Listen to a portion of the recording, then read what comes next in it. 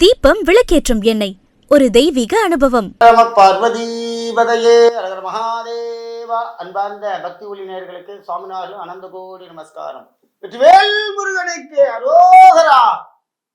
அன்பார்ந்த நேயர்களே, வருகிற 30/5/2026 எல்லாமல்ல முருகப்பெருமானுடைய வைகாசி வைபவ பெருவிழா. வைகாசி மாசம் விஷாகம் நாளே ரொம்ப வைபவம். அப்படிப்பட்ட முருகப்பெருமானுடைய அவதார தினம், எம்பெருமான் முருகப்பெருமானுடைய அவதார தினமானது வைகாசி பௌர்ணமி. ரொம்ப விசேஷம். அதுவும் அன்னைக்கு என்ன நட்சத்திரம்? விஷாகா நட்சத்திரம். எம்பெருமான் முருகப்பெருமானுடைய ஜென்ம நட்சத்திரம் விஷாக நட்சத்திரம். அப்படிப்பட்ட எம்பெருமான் சிவபெருமானுடைய நெற்றிக்கண்ணில் இருந்த நெருப்பு ஒளி அப்படி வருது. இது எப்படின்னா, இந்த காமதேவனால நடக்கப்பட்ட ஒரு பெரிய அபூர்வமான பிறவி முருகப்பெருமான். இந்த முருகப்பெருமான் என்ன பண்றார் அப்படின்னா, சிவபெருமான் நெற்றிக்கண்ணிலிருந்து 6 பொறிகள் விழுகிறது. வாயு தேவனை கூப்பிடுறார். வாயு தேவன் அப்படியே கையில வாங்கிக்கிறார். எம்பெருமானே சொல்றார், சரவண பொய்யில் கொண்டு விட்டு வான்றார். வாயு பகவான் வாங்கிட்டு இந்த முருகப்பெருமான் 6 குழந்தைகளையும் அந்த சரவண பொய்யில விடுறார். இங்க பார்த்தேன்னா ஆஞ்சநேயருக்கும் முருகருக்கும் ஒரு சம்பந்தம் உண்டு. அன்னைக்கு சனிக்கிழமை யார் வாங்கி கொண்டு விடுறா? முதல்ல முருகனை தொட்டவன் யார்? என் ஆஞ்சநேயருடைய தகப்பனார் வாயு பகவான். இது பெரிய விஷயம் புராணத்துல. வாயு பகவான் அப்படியே வாங்கிட்டு வந்து சரவண பொய்கையில விட்டார். அடுத்ததாக ஜலத்திலே இருக்கக்கூடிய வருண பகவான் அந்த அக்னி பிழம்பா அந்த குழந்தைகள் எல்லாம் தாமரையிலே வைத்து குளிர வைத்தார். நீர், நிலம், வாயு இப்படி சொல்லக்கூடிய 5 புலன்கள், அந்த 5 நீர், காற்று, ஆகாயம் எல்லாமே முருகப்பெருமான் தான். அப்படிப்பட்ட இந்த முருகப்பெருமானை பார்வதி தாயார் அணைக்கிறார். 6 முகங்களும் ஒரு முகமாக மாறுகிறது. இந்த கார்த்திகை விரதம் வேற, முருகப்பெருமான நட்சத்திரம் விஷாகம். கார்த்திகை பெண்கள் வளர்த்தத்தினால் அந்த கார்த்திகை நட்சத்திரத்திலே அவ்வளோ விசேஷம். நல்லா புரிஞ்சுக்கோ. கார்த்திகை முருகனுக்கு தான் இவ்வளோ நிறைய டிஃபரெண்டா மாறும். சஷ்டிங்கிறது அமாவாசைக்கு 6ஆம் நாள் சூரனை 6 நாள் போராடி வதம் பண்ண நாள் சஷ்டி விரதம் ஜெயிக்கப்படுகிறது. அடுத்ததாக நீங்க பார்த்தீங்கன்னா கிருத்திகை விரதம் என்று சொல்கிறார்கள். கார்த்திகை நட்சத்திர அபிஷேகத்துக்கு எதுக்கு அப்படின்னா, கார்த்திகை பெண்கள் இந்த முருகப்பெருமானை அனைத்து வளர்த்ததனால் முருகப்பெருமான் கொடுத்தார். உங்களுக்காக எனக்கு வழிபடுவார்கள் என்று கார்த்திகை நட்சத்திரத்தை சொன்னார். ஆனால் எம்பெருமான நட்சத்திரம் என்ன? விஷாகம். விஷாக நட்சத்திரத்திலே எம்பெருமான் பிறந்தார். அப்படிப்பட்ட பார்வதி தேவியார் அணைத்து கொண்ட நாள் பௌர்ணமி விஷாக நட்சத்திரம். 6 முகமும் ஒரு முகமா ஆனது. குழந்தை பிறந்தோடனே எப்படி தாய் அணைச்சிப்பாலோ, முருகப்பெருமான பார்வதி தேவி அப்படி 6 குழந்தையும் அணைச்சோன்னு ஒரு முகமாச்சு.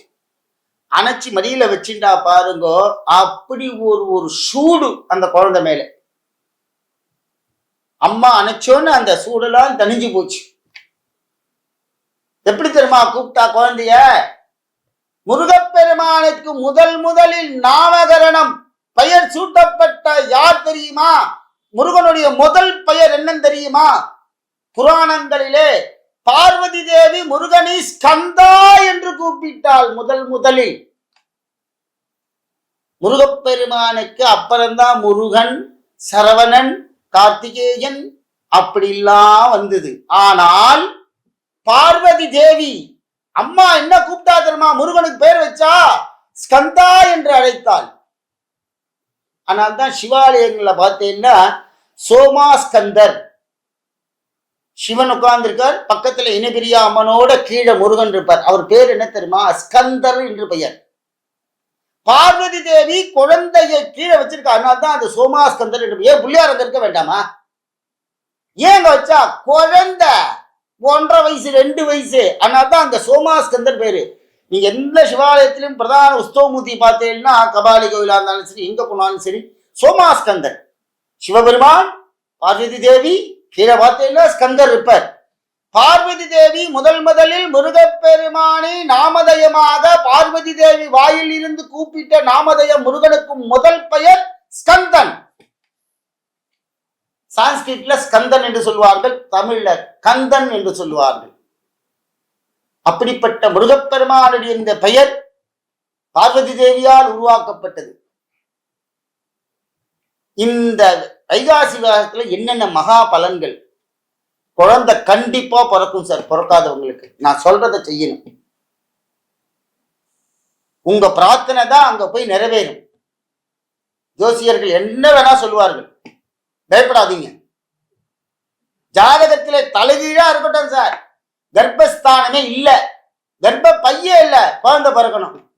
முருகன் நினைத்தால் பிறக்கும். இதுல என்ன அப்படின்னா, இந்த வைகாசி விசாகத்துல இந்த ஆஞ்சநேயருடைய பவர் அங்க வரும். உங்களுக்கு எதுவும் கிடைக்காத ஒரு பெரிய பொருளை சொல்றேன். வாயு பகவானுடைய கையில தாங்கிட்டு வந்து சிவபெருமான் நெற்றியிலே அந்த நெருப்பு பிழம்புகள் விழ விழ வாயு பகவான் வாங்கின்றார். சிவபெருமான் என்ன கொதிச்சுன்னு தெரியுமா? இதை யாரா தாங்குவான்னு பார்த்தார் சிவபெருமான். வாயு பகவான் தான். அந்த வாயு பகவான் தான் கொடுத்தார்.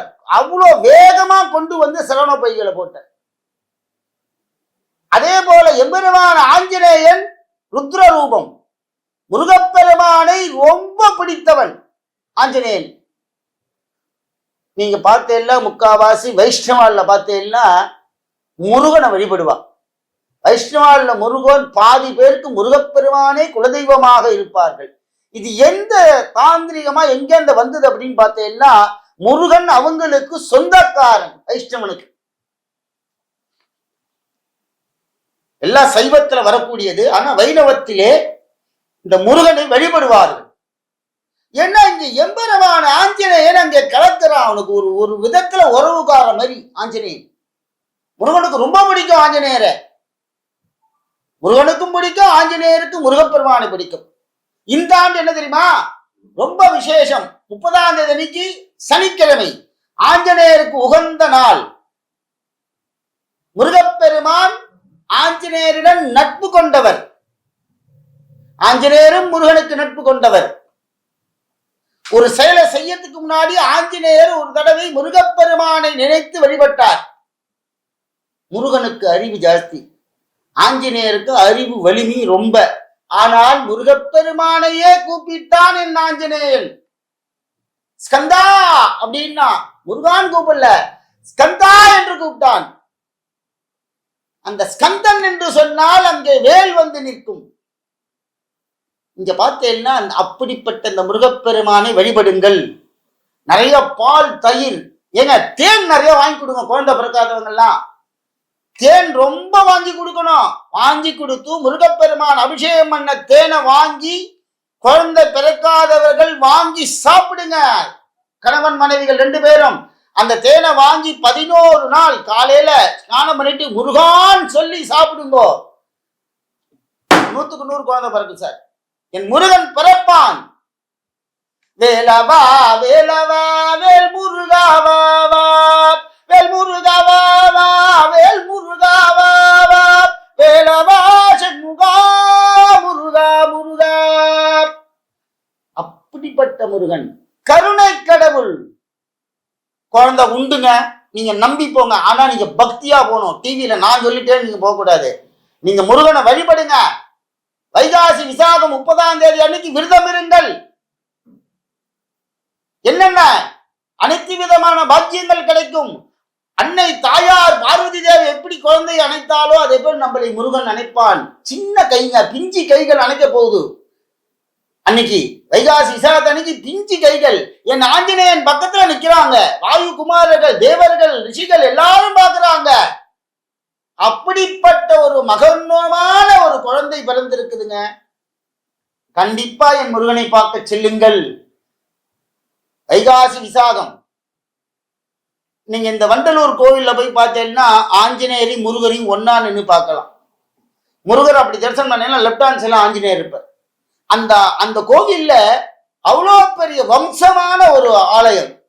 சனி பகவானி ஆஞ்சநேயரை அங்க பார்க்கலாம். அந்த முருகனை நீங்க பார்த்து அப்படி ஆஞ்சநேயரை பார்க்கலாங்க. அப்படி ஒரு அம்சமான கோவில். முருகனை ஆஞ்சநேய தரிசனம் பண்ண கோவில் அது. முருகன் குழந்தைய கூப்பிடுறார் ஆஞ்சநேயர். முத்துக்குமார நடியம்மா அம்மா, முத்துக்குமார நடியம்மா அப்படின்னு குழந்தைய அப்படியே தாலாட்டு பாடி கூப்பிடுறார். வேல் கொண்டு வினை தீர்க்க வருவான் முருகன், வேல் கொண்டு வினை தீர்க்க வருவான் அப்படின்னு முருகன் அப்படி கூப்பிடுற. அந்த குழந்தை கையில சின்ன வேலை வச்சுன்னு ஓடி வருது பாருங்க, தொப்பைய போட்டு அழகா. அப்படி ஒரு லட்சணமான ஒரு வைபவம் வைகாசி விசாகம். ஏங்க, தயவு செய்து எல்லாரும் முருகப்பெருமானை போய் கண்டு கழியுங்கள். அதுவும் சாயந்தர வேலை அந்த பௌர்ணமியில போய் நிக்கணும். அந்த பௌர்ணமியில போய் நின்று பாருங்க, முருகன் அப்படியே ஓடோடி வருவான். பச்சைமயில் வாகனனே சிவபால சுப்பிரமணியனேவா, முருகா இச்சையெல்லாம் உந்தன் மேலே வைத்தோம், எல்லாவும் பயமில்லையே. முருகனை அப்படி பாடுகிறார்கள். முருகா முருகா என்று சொல்லுங்கள், ஸ்கந்தா ஸ்கந்தா என்று சொல்லுங்கள்.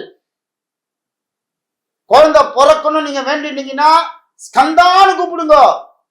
ஸ்கந்தான் கூப்பிட்டாதான் பார்வதி தேவி ஸ்கந்தா கூப்பிட்டோன்னு முருகன் எப்படி சிரித்தான் தெரியுமா? முத்து போல அந்த பற்களால் அழகாக சிரித்தான் அம்மாவை பார்த்து. கண்டிப்பா குழந்தை பிறக்குங்க, பயப்படாம இருங்க, முருகப்பெருமானிடம் செல்லுங்கள். நான் சொன்ன அந்த ஊர் சென்னை மாநகரத்தில் வண்டலூர்ல இருக்கார். அந்த ஆஞ்சநேயர் முருகனையும் போய் பாருங்க. முருகன்ட்ட நீங்க நின்னு கேட்டா கொடுப்பான், ஆஞ்சநேயர்ட்ட அங்க சுத்தி நின்னா கொடுப்பான். முருகட்ட போய் அங்க நின்னு கேட்கணும். அதே கோவில்ல ஆஞ்சநேயர்ட்ட 11 பிரதட்சணம் பண்ணி குழந்தை பாக்கியம் கொடுன்னு கேளுங்க. ஏங்க, 100க்கு 100 அங்க குழந்தை பாக்கியம் இருக்கு.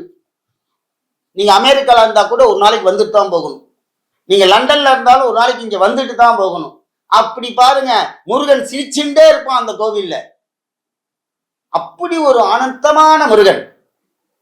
கல்யாண பாக்கியத்தை கொடுப்பான் கல்யாணராமன், கல்யாண சுப்பிரமணியர். அதே கோவில் அந்த சுவாமியுடைய நாமதையும் கல்யாண சுப்பிரமணியர். கல்யாண பாக்கியம் உண்டுங்க. அந்த மாங்கல்யத்தை தொட்டாலே கல்யாணம். இந்த செவ்வாய் தோஷம் உள்ளவர்கள், இந்த சுக்கிரன் சரியில்லைன்னா வாழைமரத்துக்கு கல்யாணம் பண்ணி அங்க இது பண்ணுவாங்க. அங்க வாழைமரம் வெட்டதில்லை. முருகப்பெருமானுடைய மூலஸ்தானத்துக்கு உற்சவ மூர்த்திக்கும் திருமங்கல் நிதாரணம் பண்ணா எவ்வளவு பெரிய செவ்வாய் தோஷமா இருந்தாலும் அங்க மாறும். வரணுங்க நம்பிக்கையோட. ஒரு வாட்டி வந்துட்டு நடக்கல நீங்க போக கூடாது. நீங்க வந்து பாருங்க. அதாவது நீங்க லட்சமா என்கிட்ட நிறைய பேர் ஜாதகம் பார்க்க வந்தாங்க. சாமி நாங்க லட்சமா செலவு பண்ணிட்டோம், இப்பதான் 25,000 செலவு பண்ணோம், 1.5 லட்ச ரூபா செலவு பண்ணோம், எல்லாம் செலவெல்லாம் முடிச்சுட்டு என்கிட்ட வந்தாங்க. என்கிட்ட வந்தோன்னு முதல்ல இந்த வார்த்தையை சொன்னாங்க, எனக்கு ரொம்ப பிடிக்காத விஷயம். செலவு பண்ணிட்டோம், உன்னை யாரும் எந்த ஜோதிடர்களும் ஏமாற்றவில்லை. உன்னுடைய கர்ம வினையை தீர்க்காம நீங்க எத்தனை கோடி பண்ணாலும் அது நிறைவேறாது. முதல்ல நீங்க உங்க பையனை கல்யாணம் ஆனா உன் பையன் முதல்ல அந்த எந்த தெய்வத்தை வணங்க சொல்றார்களோ ஜோதிடர்கள் அங்க போகணும். முதல்ல என் பையன் வரமாட்டான், நான் தான் சுத்துவேன் அப்படின்னா, உங்க பையன் அமெரிக்கால இருக்கான், அமெரிக்கால ஒரு ரூம்ல தானே இருக்க. இப்ப ஜோசியர் முருகனை வழிபடுங்க அப்படின்னா முருகர் போட்டோ வச்சு சுத்தணும், ஒரு சுத்தாலும் சுத்தி வச்சுக்கணும். முருகனை ஒண்ணுமே பண்ண மாட்டான், நான் தான் இங்க பண்ணுவேன்னா அது மகாபலன் கிடைக்க. ஆனா இந்த கோவில் அப்படி இல்லைங்க. திருமங்கல்ய தோஷம் நீங்கும். கல்யாண உற்சவம் எப்ப வேணா பண்ணலாம் அந்த கோவில்ல.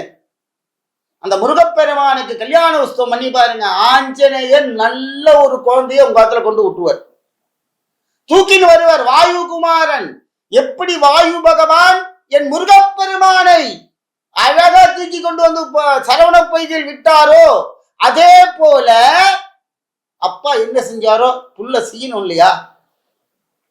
எம்பெருமான் ஆஞ்சநேயன் முருக பக்தர்களுக்கு குழந்தை பாக்கியத்தை கொடுப்பான், பாதுகாவலராக இருப்பான். இது நீங்க எந்த புராணத்திலையும் தேட முடியாது, ஆராய்ச்சி பார்க்கணும். முருகப்பெருமானும் ஆஞ்சநேயரும் ஒரு பெரிய பாக்கியத்தை கொடுக்கக்கூடியவர்கள். சனிக்கிழமையா இருக்கு, பயப்படாம வந்து பாருங்க, முருகனை வழிபடுங்க, ஆஞ்சநேயத்தை போய் கேளுங்க. வைகாசி விசாகம் மிக சிறப்பு. அடுத்ததாக அன்னதானம் செய்யுங்கள். நம்ம பார்த்துல குழந்தை பிறந்தா என்ன சொல்றோம்? முதல்ல அந்த காலத்துல என்ன பண்ணுவானா, சக்கரை தண்ணி கொடுப்பா. குழந்தை பிறந்த உடனே குழந்தை வாயில போய் சக்கரை தண்ணிய அப்படியே தீத்தி விடுவா. இந்த காலத்துல எல்லாம் கிடையாது. இப்ப டாக்டர்ஸ் என்ன சொல்றாலும் அதுதான். அப்பயுமே சில தாத்தா பாட்டிலாம் மறைமுகமா நாக்குல குழந்தைக்கு போய் ஒரு சீட் வச்சுட்டு வந்துருவான், சர்க்கரையை வைப்பா. அந்த காலத்துல இனிப்பாக வழங்குவார்கள். நம்ம என்ன தெரியுமா பண்ணணும்? குழந்தை பிறந்திருக்கு, முருகப்பெருமான் என்ன பண்ணணும்? குழந்தைக்கு அன்னதாதா சிகினோபந்து, அன்னத்தை பரிபாலனம் பண்ணணும். அன்னதானம் பண்ணுங்க. அன்னைக்கு வைகாசி விசாகத்துக்கு முருகப்பெருமான் குழந்தை ரூபம் அன்னைக்கு குழந்தையா இருப்பான். அவனுக்கு யார் கூப்பிட்டாலும் ஓடி ஓடி வருவான். நீங்க அப்படியே கோயில போய் உட்காந்து தியானம் பண்ணா முருகனே வந்து பக்கத்துல மடியில உட்காந்துப்பான். அப்படி ஒரு குழந்தை. அந்த குழந்தைய பார்க்க வேண்டாமா வைகாசி விசாகத்துல? அதனால ஆன்மீக அன்பர்கள் எல்லோரும் சுவாமிக்கு நிறைய அபிஷேகத்துக்கெல்லாம் வாங்கி கொடுங்கோ. அதுவும் இந்த உஷ்ண காலமா இருக்கு, எம்பெருமானுக்கு ஏணிலாம் நிறைய வாங்கி கொடுங்கோ, தேன் நிறைய வாங்கி கொடுங்கோ, பஞ்சாமிரத்துக்கு பழங்கள் நிறைய அபிஷேகத்துக்கு கொடுங்க சார். நீங்களே வாங்கி கொண்டு கொட்டுங்க கோவில்ல. யார் யாருக்கு கல்யாண பாக்கியம் குழந்தை பாக்கியம் என்னவோ, வண்டலூர் ஸ்ரீ மங்களாம்பிகா சமேத விரட்டீஸ்வராலயம் வண்டலூர் ரயில்வே ஸ்டேஷன் பக்கத்துல இருக்கு. அங்க போலன்னா ஆஞ்சநேயரையும் முருகப்பெருமானையும் ஒரு நேரம் சந்திக்கலாம். அந்த ஆலயம் எல்லாத்திலும் மிக சிறப்பு பெற்றது. ஆனா கோவில பார்த்தெல்லாம் பழம்பெரும் கோவில், ஏழ்மையான கோவில், ஆனா சக்தி அதிகமா இருக்குங்க. எத்தனை பேருக்கு குழந்தை பிறந்திருக்கு, எத்தனை பேர் பாக்கியம் பெற்றிருக்காங்க, எத்தனை பேர் கல்யாணம் ஆயிருக்குங்கிறத அந்த முருகப்பெருமான் ஆலயத்திலே சொல்லுவார்கள். அங்க முருகன் கல்யாண கோலம். சுவாமி பார்த்தீங்கன்னா ஆனந்தமா இருப்பார். கல்யாண சுப்பிரமணிய சுவாமி அவர் கல்யாண குணத்துடன் இருக்கிறார். ஆன்மீக அன்பர்கள் எல்லோரும் இந்த மகா விழாவிலே கலந்து கொண்டு அந்த ஸ்ரீ மங்களாம்பிகாசம இரட்டீஸ்வர சுவாமி ஆலயத்திலே கல்யாண சுப்பிரமணிய சுவாமி முருகனை ஆஞ்சநேயர் ஒரு நேரம் பார்க்கக்கூடிய ஒரு பெரிய இடம் என்னன்னா அதுதான். அப்படிப்பட்ட அங்க சனிக்கிழமை ரொம்ப விசேஷம். ஆஞ்சநேயரும் அங்கேயே இருக்கார். சிவா விஷ்ணு ஆலயம் தரிசனம் பண்ணி கல்யாண பாக்கியத்தை அடையுங்கள். இரண்டாவதாக அங்கே சாயங்காலம் வைகாசி விசாகம் மாலை 5 மணிக்கு மகா அபிஷேகம் தொடரும். ஆன்மீக அன்பர்கள் தாராளமா தொடர்பு கொண்டு அந்த ஆலயத்துக்கு எம்பெருமானுக்கு நிறைய செய்யுங்களாம். பால் வாங்கி கொடுக்கக்கூட ஆள் கிடையாதுங்க முருகனுக்கு. பெரிய கோவில் எல்லாம் பாத்தீங்கன்னா 100 லிட்டர் 200 லிட்டர் வாங்கி கொடுவா, கோவில் நிர்வாகியே போதுன்றுவாங்க. ஆனா அங்க ஒரு கவர் வாங்கி கேட்கறதுக்கு ஊர் மக்கள் கொடுத்தாதான் அங்க அபிஷேகம். நீங்க எந்த ஊர்ல இருந்தாலும் பிரார்த்தனையை பண்ணி சொல்லுங்க. கண்டிப்பா அந்த முருகப்பெருமானுக்கு மகா அபிஷேகம் குளிர வைப்போம். முதல்ல முருகனை குளிர வச்சா எல்லாம் உலகமே நன்றாக இருக்கும். இப்ப இருக்கிற கஷ்டத்துல இந்த உலக நாடுகள் சண்டையெல்லாம் போடாம நம்மளும் நல்லா இருக்கணும். அதனால முருகப்பெருமானை வழிபட்டு இந்த மகா குரு பயிற்சி முடிஞ்சு வைகாசி விசாகத்திலே எல்லோரும் கலந்து கொள்ளுங்கள். முருகப்பெருமானுடைய அனுகிரகத்தை பெறுங்கள். வெற்றிவேல் முருகனுக்கு அரோகரா, ஞானவேல் முருகனுக்கு அரோகரா, வண்டலூர் கல்யாண சுப்பிரமணிய சுவாமிக்கு அரோகரா.